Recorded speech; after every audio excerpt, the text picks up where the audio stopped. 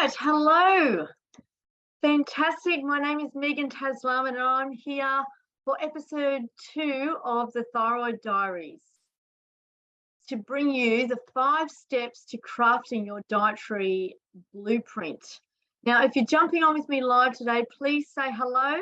If you're coming in later on during the day, just give me a hashtag replay so that I can interact with you as best I can when I see you on here. So first of all, I just want to do a little introduction of myself because we've had a few new people into the group and I'd really love to introduce myself. So my name is Megan Taslaman. I'm a naturopath. I've been in the wellness industry for well and truly over 20 years.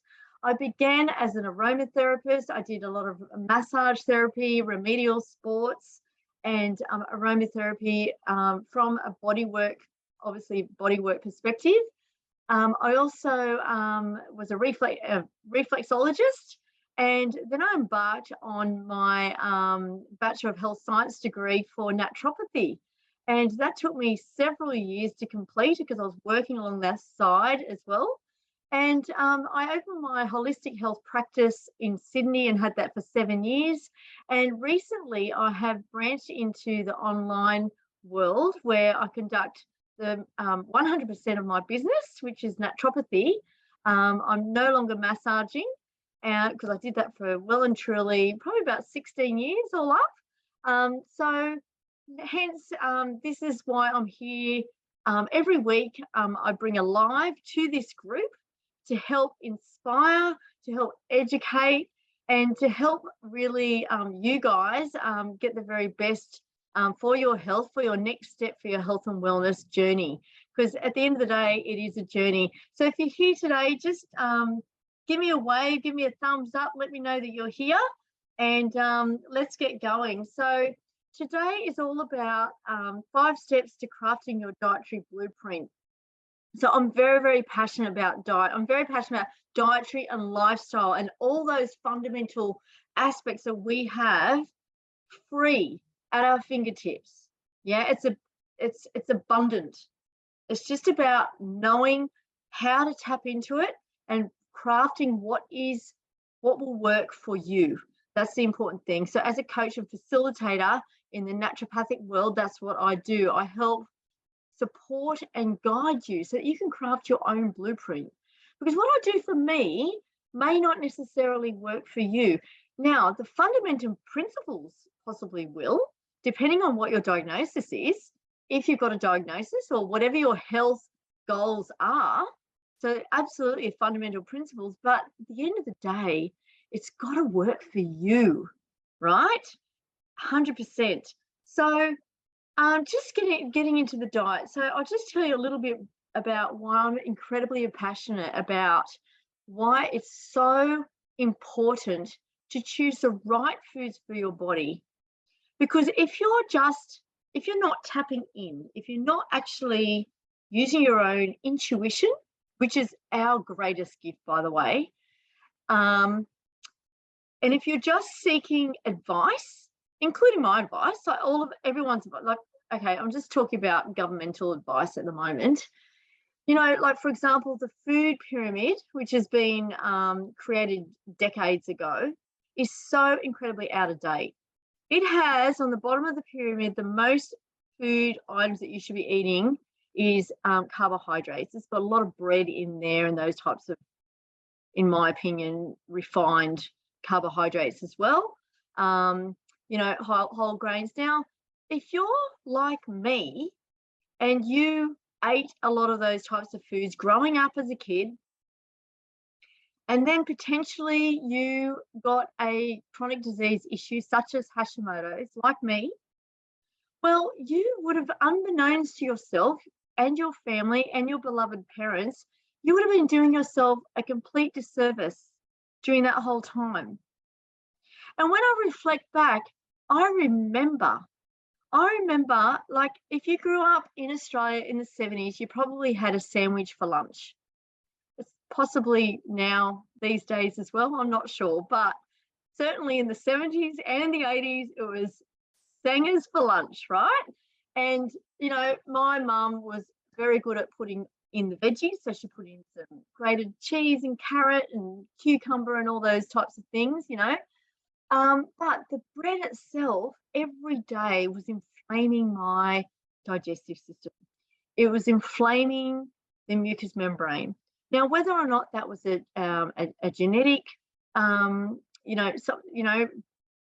stemming from genetics or other types of factors, who knows? We all have our own genetic blueprint, right? But I remember getting on the bus on the way to school and falling asleep. I was incredibly tired. Now, not so much when I was a kid, but certainly in my teenage years. I was dragging my feet. And I remember thinking, look at all these other kids. I remember just one day, I was so tired. And I just thought, just have a little nap on the way to school. I think I was about maybe 14 or 15. And I remember thinking, look at all these kids like bouncing there. They've got energy. And I just didn't have that energy. And like I could bring on the energy because, at the end of the day, I was a child. So I didn't have all the toxic mess, right? We accrue stuff as we go along. All right. So I could still pull out the energy. I still, participated in school sports, and I was, really keen netballer and all the things that you do as a kid and all of that. But I just had this fatigue that sometimes it would just hit me for six. And also I had chronic digestive issues. So I didn't realize that not doing a poo for a couple of days was not actually a good thing, right? Or you could, as an individual, you could swing the other side and you could have other digestive issues. But at the end of the day, for me, what I thought was normal, because I didn't know. I mean, who am I to know? Doctor never spoke to me about anything like that. My parents didn't ask me anything about what was going on with my digestive system. As a naturopath, I have a very keen interest in finding out what's going on with people's digestive system, because that's how we find out, right? That's how we find out what's going on with your digestive system. What's the motility like? How great are your digestive enzymes doing? How well is your liver functioning? How well is your gallbladder and pancreas functioning? Your bowel motions? What potentially is your microbiome like? Could you possibly have intestinal permeability, which I probably had? Yeah? And then if you do have that, how do we diagnose it? And then what foods should we be putting in our body to, stop exacerbating the issue and to turn that health picture around? So if you've got a diagnosis of Hashimotos or hypothyroidism or many other issues such as insulin resistance, type 2 diabetes, high blood pressure, obesity, depression, anxiety, other autoimmune issues, especially with the female reproductive system, right? Endometriosis, any of those types of issues, and the list goes on, they stem from the gut health, digestive system. It's so crucially important. So fair enough, you could have this supplement regime. It could be well and truly elaborate, or you could have this or that, or, you've done a blood test and your zinc's low, or, your iron's low, or this is low. I mean, how many things are low? What are you going to do? Are you going to just take supplements? Because supplements are there to supplement, not to replace. It's called supplement, not replacement.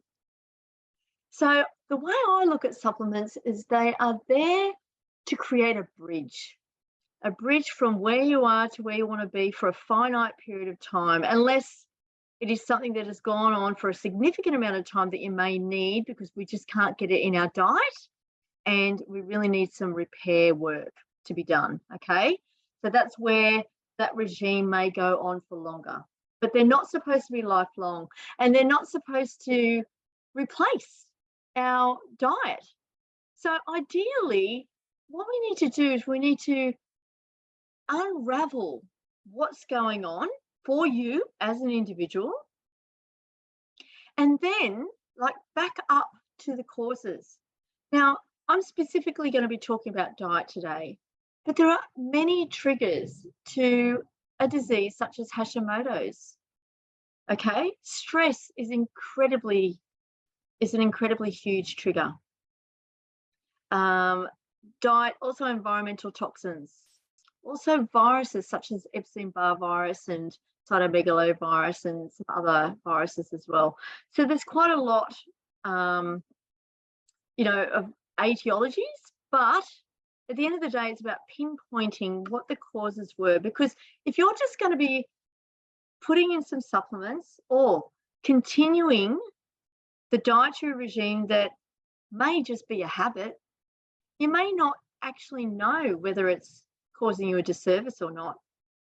You might just be doing it because it's the way you've always eaten. It's the way your parents ate. It is the patterning. Yeah? But what if it's actually doing you such a disservice that your gut issue, and it may not be obvious, like you might have some bloatedness, that's a sign. You might have some fatigue, another sign. You might have some really unimpressive bowel motions. That is definitely a sign. You could have indigestion. You could have dry skin. You could have spots on your nails or flaky nails, the ones that split apart, or dryness around the side of your nails. Yeah. You could have cracked lips, dull skin, dull eyes, hair fall. That's another sign stemming from your gut. Okay, so we're not what we eat, we are what we eat and absorb. And that's not just the bad stuff, it's the good stuff too. So if we have intestinal permeability, otherwise known as leaky gut, you may know it as leaky gut, then your absorptive capacities are not fantastic. They're not where they need to be. So we need to heal and seal the gut. Absolutely step number one. We need to do that. And that could take quite a period of time, and then some maintenance to support that whole network. Because if it's gotten to where it is today over the last 5, 7, 10 years to trigger a diagnosis such as Hashimoto's or any other chronic health condition, whether it be autoimmune or not, well, then we need to actually make an allowance for that time to heal the issue. Now, it's not going to take decades, but we need to respect where we're at and respect those dietary and lifestyle influences and allow time for change, allow time for healing. Okay, because you know what? I mean, there's no quick fixes here, and it's a journey. This is what I love about it. What you do today, you may not notice any impact tomorrow or next week, or you may not in the next month. Generally, you would feel some, positive aspects after 2 or 3 weeks, right? But imagine how you will feel on this trajectory in 6 months' time, in 9 months' time, in 12 months' time. And then let's go 10 years from now. Yeah, I'm in my 50s. I'm in my 50s, just started, 51. And I have high hopes to live a very healthy, active life, well and truly into my 80s. Yeah, so what I do now is going to impact how the quality of my life in decades' time. So it's not just going to help me for the next 6 months, 12 months, 2 years, 3 years. I'm talking about your blueprint, what you figure out with some guidance and support and tailoring in aspects that are backed by science, tailoring in other aspects that are backed by your gut instinct. Why is it called gut instinct? It's our seat of our intuition. Yeah? So if we factor all of that in and create your blueprint, how good is that? That's phenomenal. And then we take that model for other areas of your life. for your exercise, for your sleep management, for your stress management, for your fun, for your love, for your laughter. Yeah, so that you kind of know what works for you. Like you just intuit, it becomes a part of you. It's just instinct. And you know that if you just, if you break outside of those parameters or outside of that blueprint, you know that it's really not going to touch the sides, because 80%, or let's say 80, 90% of the time, you're on your blueprint, and that's what works for you. And that's why you're happy. That's why you're vibrant. That's why you're energetic. That's why you're having awesome sleep. That's why you've got great relationships. Yeah. So, yeah. So where am I going to go now? Okay. So I've talked a lot about the reasons why. So let's go to, so tell me if this is making sense. If you've jumped on, give me a 1 if this is making sense to you. Give me a 1 if you feel that you, okay, give me a 1 if you feel that you would really like to get a dietary blueprint that actually works for you. Yeah. So when I say it works for you, it works for your body, for your organs, for your well-being, for your energy, for your mind. It also ameliorates any other negative signs and symptoms that have been impacting you, right? But it actually is, it becomes like a, it's just like, you don't need to follow any rules. If you know me well, you will know that I'm not for counting calories. I'm not for counting the grams and the measurements and all of that. Oh my God, how structured and boring, right? Who wants to live their life like that? It should be ebb and flow and joy and living an abundant life. And you just kind of know, you just got that instinct, Yeah. So the breakfast, for example, the breakfast that I have for myself typically these days is very different to the breakfast that I had when I was a kid, right? And even in my 20s, in my 30s, because it's a journey.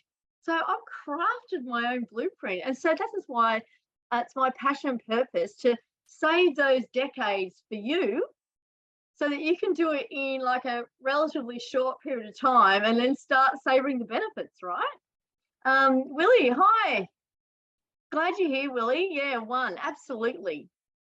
Yeah, I don't blame you. It's just perfect. It's a perfect answer.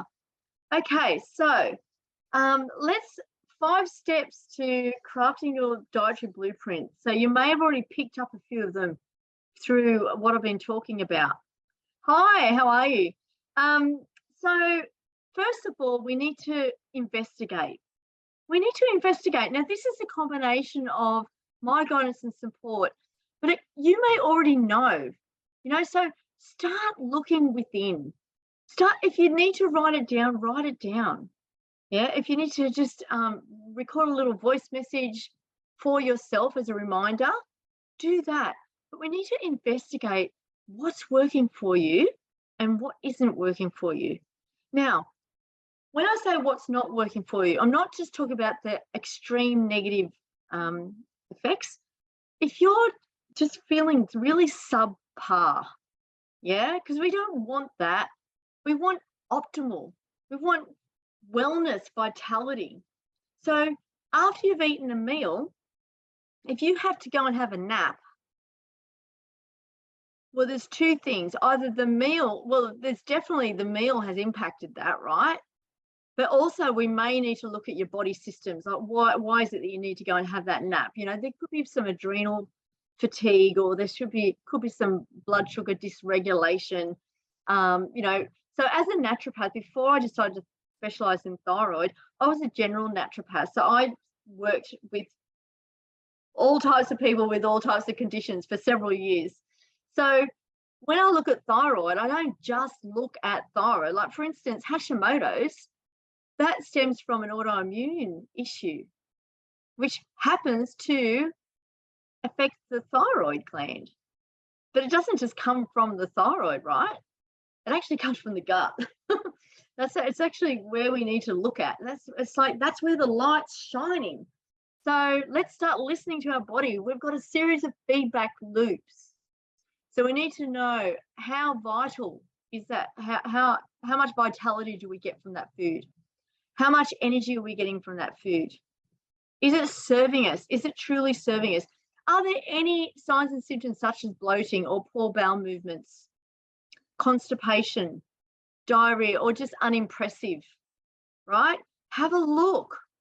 You know, sometimes I'm talking to people and I'm asking them these intimate questions about their bowel movements and bowel motions, and some people say, oh, I don't know, I'd never look. Have a look. Have a look what's coming out of your body, yeah? Because that gives a clear sign at how well your digestive system is working. So you can go and do all the tests under the sun. You can spend an absolute fortune, but you can probably also figure it out with some support and guidance to say your hip pocket there, because, you know, I mean, sometimes testing is important. Like, for example, I'll give you an example. With our immune system, if we're reacting to certain foods, especially if it's a delayed reaction, it can be very difficult to pinpoint, you know, very, very difficult. So, for example, a client recently, you know, she realized that dairy wasn't working for her, so she swapped over to almond milk. Little did she know that she has a delayed food intolerance to almond milk. So it wasn't until there was some IgG, IgE, IgA testing done, which is food intolerance testing. It's a typical panel that I use. It wasn't until that was done that that was actually pinpointed. It was like, okay, so let's change to a more hypoallergenic milk, which is like cashew, for example, yeah, or maybe an omega-3, a milk that's higher in omega-3, which is great for intestinal membrane, which is a hemp milk. Yes, soy, definitely big no-no for thyroid. We don't want to go soy there. And I can tell you the reasons why in another training. So that's just an example. So in investigation, we need to investigate and isolate. We need to pinpoint what foods are not doing us a disservice, right? Step 2 is we need to eliminate them, replace them. We need to swap them out. So we don't want to just eliminate everything. And to be honest, I did that a long time ago, decades ago, and then I just didn't know what to eat. Yeah. But we want to swap them out with foods that fortify us, foods that improve our symptoms, foods that heal our intestinal membrane. Okay, because what happens is when the membrane is when we have intestinal permeability. So let's say this is your membrane, right? This is your digestive system. So it's very integral. And what happens is once the food particles are broken down into their minuscule molecules, they are absorbed across that membrane into the bloodstream. And that's when they kind of go to the liver and they get compartmentalized and, you know, help us live, breathe, have energy, sleep, awesome moods, all of that, right? But if your intestinal membrane is kind of like this and it's got little gaps, little gap junctions, right? It's not integral. So that what happens then is larger food molecules slip through and the body kind of goes, what's this? Oh, we need to get rid of that. So it elicits an immune response. So we have an immune response to food particles because they're not the way they should be. All right. And that's when that over time can trigger an autoimmune issue, and then that impacts the thyroid. And I can explain that. That's a whole nother live, right? So this is why it's so incredibly important to have that really tight integral gut membrane, and things that make it go into those little gappy junctions are food particles that we're not supposed to be eating that aren't good for us, right? Or for you, yeah? And there are some broad strokes along that, but there are also some finer strokes. So it's about pinpointing that. It's really, really important. Also stress, anxiety, that actually causes the gap junctions to open up. And yes, which is hence why we have the brain gut link. via the vagus nerve. Yeah. So one of the things that I do with my clients is we like to improve the tonality of the vagus nerve to get out of that sympathetic state, which is that fight, flight, full-on adrenaline rush. Gotta go, rush syndrome, all of that. We want to shift out of that into our parasympathetic nervous system. So look, if you stay to the end, I'm going to give you a tip. I've just got to remember parasympathetic. This is a really easy tip, right? So we're going to do that at the end. I'm going to do like a 1-minute exercise for you to bring you out of stress into parasympathetic. Yeah, and there are many different ways that we do this, but this is one quick one. All right, so that's number 2. We need to eliminate, replace, swap out. Step number 3, we need to coordinate it in with our life. So it needs, the food that we choose to eat needs to serve us for what we're doing, for our work, for our exercise, for our sleep, and also the food that we choose that's on the same plate together, or at least over a 24-hour period of time, they need to coordinate with each other. So in terms of just having a reasonable, like an abundant amount of colourful foods on the plate, because colour signifies is a signal to nutrient dense. Yeah, so if you can get a colourful rainbow on your plate, that means that you're getting lots of vitamins and minerals. And there are certain vitamins and minerals that we want to place more emphasis on, depending on your health picture, what's going on for you. Yeah, so for example, if you're low in zinc, and zinc, by the way, is very important for the hydrochloric acid that helps to break down all the food, yeah, our digestive enzymes, also for our mucous membrane. It's also very important for our neurotransmitters, so great for our brain and to help with anxiety, depression, all of that. Also really good for our hormone balance. So it has so many things in the body, like it's so many jobs for zinc, right? But if you are low in zinc, I'd be really focusing on bringing in some foods that are very rich in zinc, yeah, to add in. So that's what I mean by coordinate. We need to coordinate it in. So you've got the basics, and then based on your own individual health picture, we coordinate, we bring in some lovely food fundamentals that are important for you, for your blueprint. Yeah. So if you're the type of person that always drops iron, you know, that's important. We need to always thread through iron-rich foods. For immune system health, we need to thread through vitamin C, which obviously is degraded with heat and storage, cooking, all of that. So we need to thread that through. We also need to thread through vitamin A, vitamin E. So all of these things. For hypothyroidism, so not necessarily talk about Hashimotos, but hypothyroidism, we need to make sure we get some dietary iodine and tyrosine, which is the backbone to the thyroid hormonal health. Very, very important. We also need to make sure we've got all of our great fats, our omegas, avocado, which is our omega-6, fish, obviously, ideally wild-caught fish, not farmed, especially, guys, if anyone's in Australia here, do not touch tassel fish, the salmon farms down in Tasmania. Oh, they're no good. They feed the fish grain. Yeah, what fish eats grain? Fish eat fish. So yeah, or seaweed. Yeah.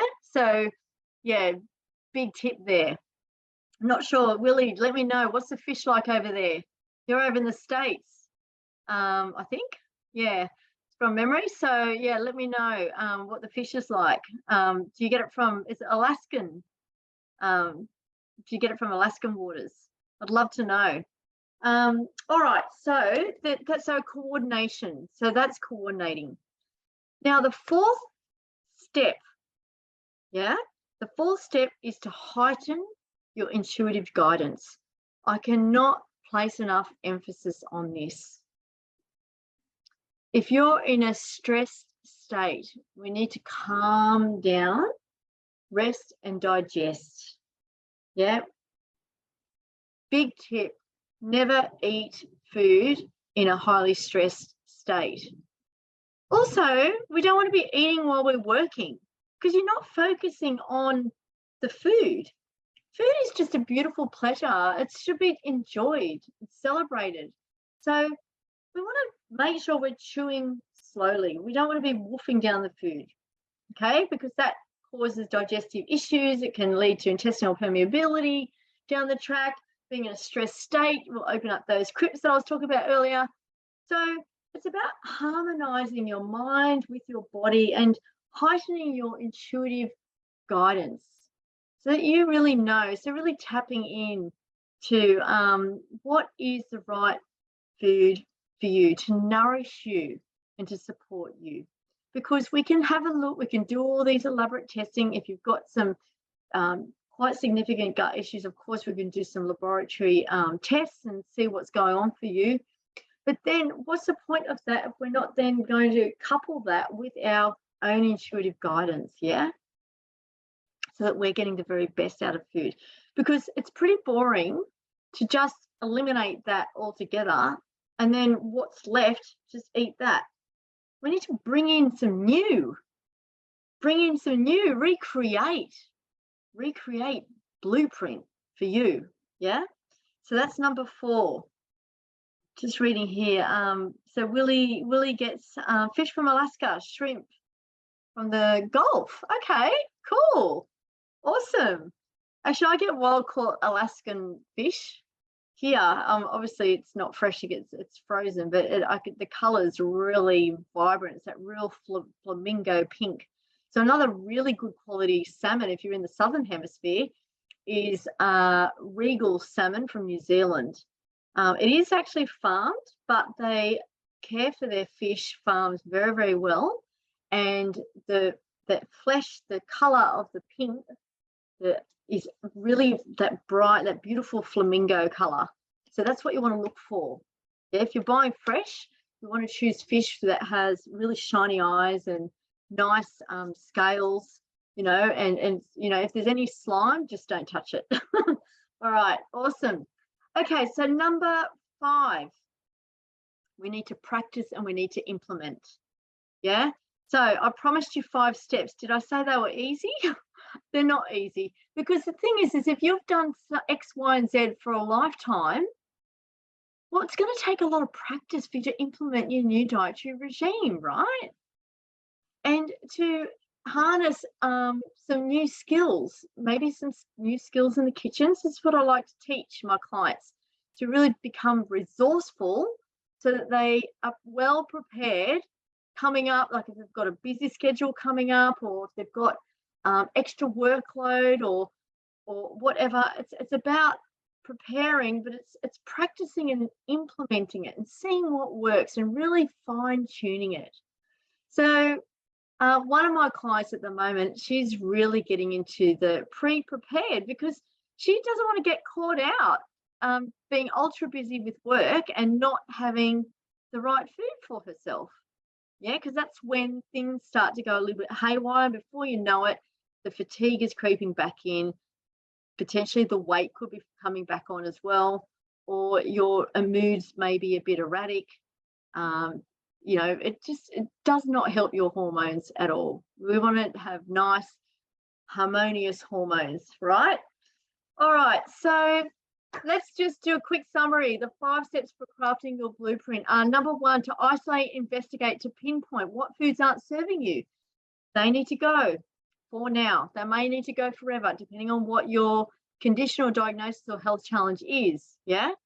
Number 2 is to eliminate that out and replace, swap it out. So we need to swap it out. So for example, if we can't have gluten, which is a huge one for Hashimotos, go into the biochemistry of that in an upcoming masterclass. Yeah.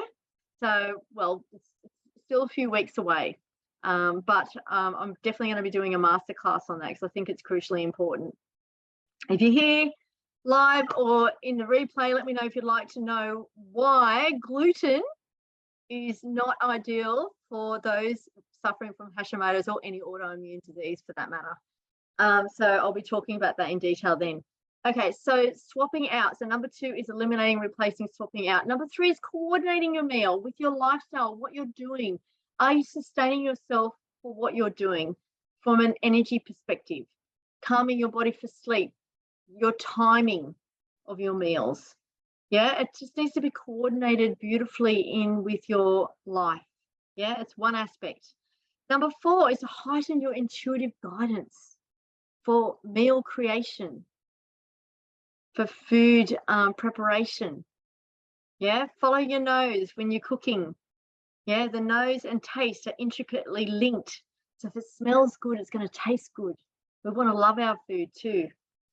And number 5 is to practice, implement, practice, implement, practice, implement. If the wheels fall off, don't worry. Practice, implement. Yeah. So they're the 5 steps to crafting a blueprint. So if you're here or if you're on the replay and you would like to have a chat about this for you, just reach out. This is your next step. Your next step is I will gift you a 10-minute call and we can work out what's going on for you.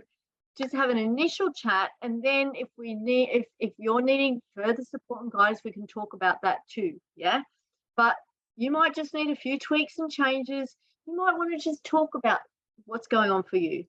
Yeah, so anything like that, just please write next step, and we can have a chat on Messenger, see what's going on. We can jump on a Zoom or we can jump on the phone, just for short, quick, just to really pinpoint a few key elements.